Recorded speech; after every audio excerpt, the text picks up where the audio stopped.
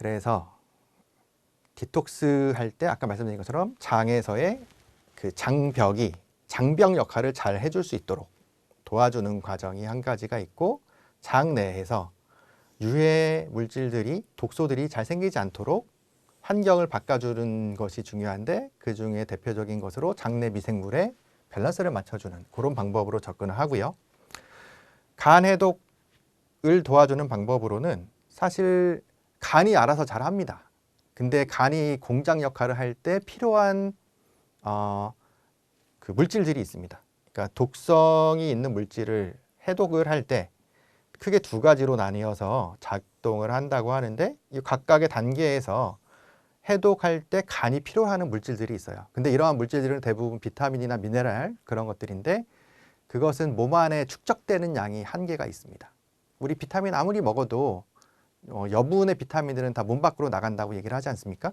그런 것처럼 간에 필요한 그런 그 보조 효소 역할을 하는 다양한 영양소들은 축적되는데 한계가 있어서, 이게 순간적으로 아니면은 그 어떤 기간 동안에 그러니까 그 해결해야 할 그 대사 물질들, 영양소라든지 독성 물질들이 많이 들어오는 경우에는 이런 물질들이 소모되기가 되게 쉽습니다. 없어지는 거죠. 이런 물질이 없어지면 공장이 돌아가는 효율이 굉장히 떨어지게 되고, 따라서 독성 물질이 간 자체에도 손상을 줄 뿐더러 몸 안에서 해결이 안 되는 상태가 되면서 여러 가지 전신적인 문제를 만들 수가 있기 때문에, 간이 제 역할을 잘 하도록 도와주려면 보조 효소로 사용하는 영양소들은 공급을 해주는 것이 중요하고요. 또 이렇게 영양소를 공급해서 간이 열심히 독소를 해결해도 그때 나오는 2차적인 독소 물질이 있죠. 활성산소. 활성산소도 같이 고려를 해서 없애주도록 항산화제 같은 것들을 이렇게 줄 필요가 있죠. 그리고 궁극적으로 간이 해결해야 할 그 물질, 그 독소 물질들, 영양소들이 적게 들어온다면 간에 걸리는 부하가 줄어들고 만들어지는 독소, 처리해야 될 독소도 줄어든다고 볼 수가 있고, 이제 그런 것들은 대부분 식이 제한으로 가능하죠. 나중에 또 말씀드리겠지만, 우리 그 장수, 노화를 방지하는 방법으로 현재까지 알려진 가장 유일하고 확실한 방법이 소식이라고 얘기를 하는데요. 소식의 그 작용, 소식을 할 때 노화가 늦어지는 그런 이유 중에 하나가 바로 이런 내용이 포함이 되는 것이죠. 먹는 양을 줄여서 대사해야 될 영양소나 아니면 화학물질 양을 줄이고, 이제 그것으로 인해서 간의 부하를 줄여주고, 간에서 만들어지는 활성산소를 줄여주고, 활성산소가 줄어들면 세포의 노화나 손상이 막아지고, 세포의 노화나 손상이 막아지면 텔로미어의 소모가 그만큼 줄어드는 것이죠. 텔로미어의 소모가 줄어드는 것을 바꿔 말하면 노화를 막아준다라고 하는 거지 않습니까? 예. 그런 의미가 있다고 생각하시면 되겠고요. 근데 자가포식은 조금 이따 설명드리겠지만, 그 다이어트로 식이를 제한을 하면, 음식량을 줄이면 세포 내에 쌓아놓고 있던 노폐물들도 분해해서 에너지로 사용하게 된다고 합니다. 그렇게 됐을 때 세포가 젊어지는 효과가 있고, 세포의 기능이 원활해지는 효과가 있다고 얘기를 하고요. 그 다음에 간에서 만들어진 대사 산물들, 소변이나 땀이나 아니면은 대변으로 배출되게 되는데, 이제 이런 것들을 잘 배출될 수 있도록 도와주는 방법인데요.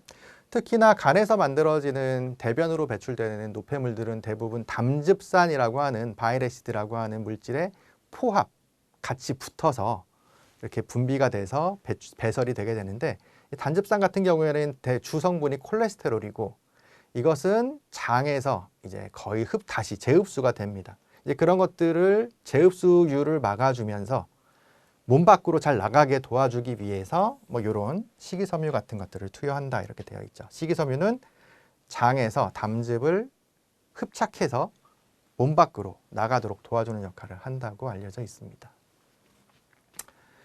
그래서 장에서 장벽을 튼튼하게 해서 독소가 몸 안으로 들어오지 못하게 한다라고 하는 개념을 달성하기 위해서 이해해야 될 것이 장누수증후군이라고 하는 것입니다. 장누수증후군은 말 그대로 장에서 물질들이 새어나오는 뭐 그런 상황을 말한다고 하는데요. 물질들이 새어서 몸 안으로 들어오는 이유는 장벽을 싸고 있는 미우신, 점액층이나 아니면은 장벽의 상피세포들, 손상으로 주로 이루어진다고 얘기를 하죠. 그래서 불규칙한 식습관, 그 다음에 장에 자극이 되는 물질들, 그리고 스트레스, 그 다음에 우리 흔히 많이 먹는 그 약들, 뭐 엔세즈 계열의 소염 진통제라든지 항생제 같은 것들, 이제 그런 것들이 장 점막이나 장벽 상피에 손상을 준다고 얘기를 합니다. 그러면은 얇아지거나 구멍이 나고 그 구멍이 나거나 얇아진 부분을 통해서 투과성이 증가해서 원래대로라면은 흡수되면 안 되는 커다란 분자들이나 독소들, 예를 들어서 뭐 덜 분해된 음식 조각들이라든지 아까 말씀드린 것처럼 장내에서 정상적으로 살고 있는 그 세균의 세포벽들, 쪼가리들, 그런 것들이 투과되는 거죠. 투과돼서 혈류 속으로 들어오면 이제 그거 자체가 면역 반응을 유발하는 염증 유발 물질이 된다고 하는 것이죠. 그래서 이런 것들이 들어오지 않게끔 뭐 요쪽 장 내의 환경을 바꿔주는 것도 좋지만 요 방벽을 튼튼하게 만들어주는 방법도 굉장히 중요한 것인데, 요것을 하기 위해서 다이어트를 이용해서 장벽의 투과성을 회복시킨다라고 하는 것입니다. 그래서 장루수 증후군 이제 찾아보시면 아시겠지만 굉장히 다양한 면역 관련 질환들을 유발한다고 되어 있죠. 자가면역 질환, 알러지, 여드름, 만성피로, 기억력 감퇴, 만성염증, 우울증, 시력저하, 근육통, 복통, 소화기 증상들, 그 다음에 뭐 월경물순이라든지 뭐 음부소양증, 뭐 성욕상실, 뭐 그런 것들과도 관련이 있다고 얘기를 하죠. 그래서 이런 장루수 증후군의 증상들은 그대로 절칙요법의 치료 대상이 된다, 이렇게 알아두시면 되겠습니다. 그럼 장루수 증후군의 장의 점막과 장의 상피를 어떻게 회복시키느냐? 이물질에 접촉하지 않은 상태로 5일 정도 지나면 거의 상피들은 회복이 된다고 되어 있어요. 장점막 상피세포의 수명은 5일입니다. 5일이 지나면 새 걸로 갈아지는 거죠.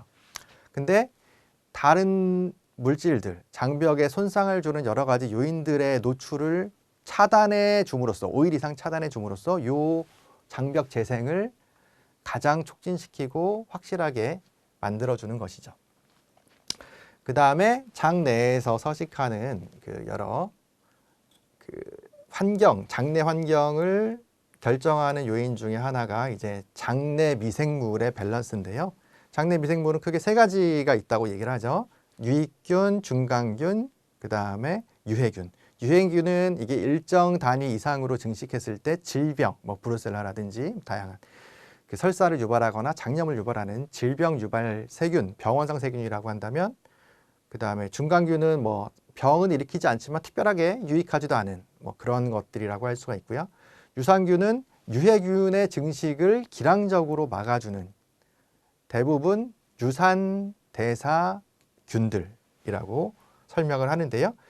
그 유산대사균들, 유산균이라고 하는 그런 것들이 장내 증식을 많이 하면 상대적으로 유해균들이 기량적으로 증식이 억제가 됩니다. 그렇게 됐을 때 장내 환경이 좋아지고 그 장내 세균으로 인한, 미생물로 인한 독소 발생 확률이 확 줄어들게 되는 것이죠.